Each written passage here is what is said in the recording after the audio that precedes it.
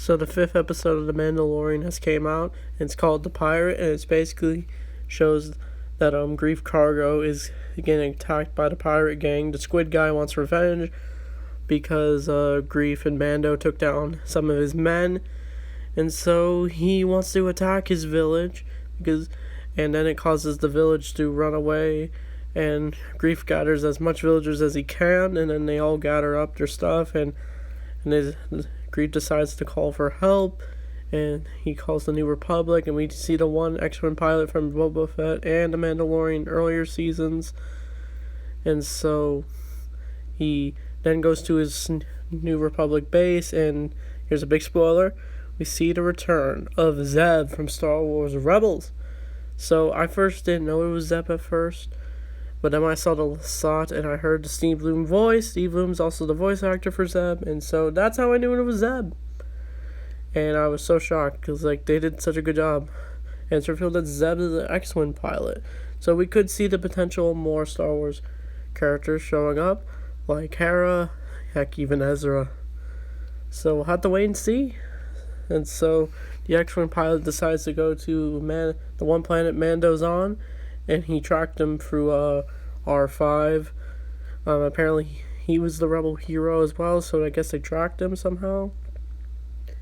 And so they meet up, and he basically tells what's going on.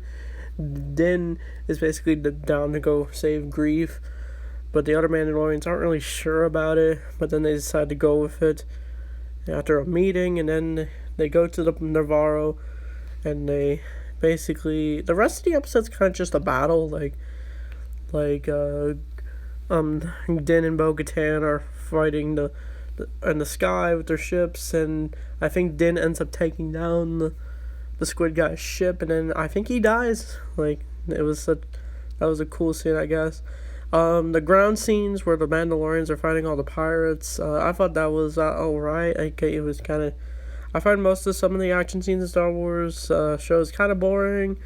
I didn't, what I mean is it's not super spectacular or anything. It's fine to watch.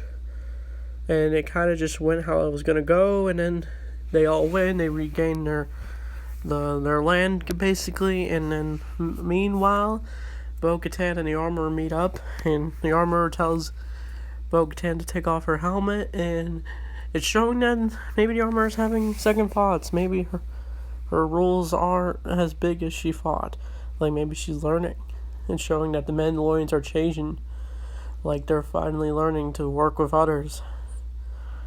And so, basically, she tells Bo-Katan they want to regain Mandalore. The other Mandalorians are just why does she have her helmet off? And then the Armor just reveals, it's okay. She's going to regain Mandalore. And so, that looks like it's going to be the goal of the future episodes, for sure. So, I don't know what they're going to do with Din. Who knows if Bo-Katan's going to get back the Darksaber or not. Because that's probably their way of ruling Mandalore.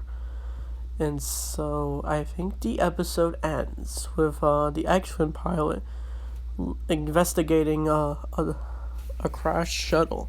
And it's revealed to be the shuttle that Moff Gideon's shipped on.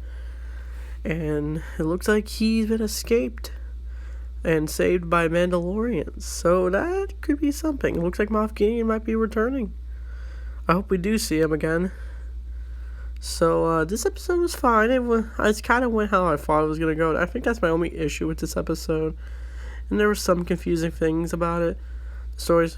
But overall, this is a pretty good episode. I give it a 7 out of 10. So what do you think of episode 5 of The Mandalorian? Anyway, thanks for watching, and see you guys next time.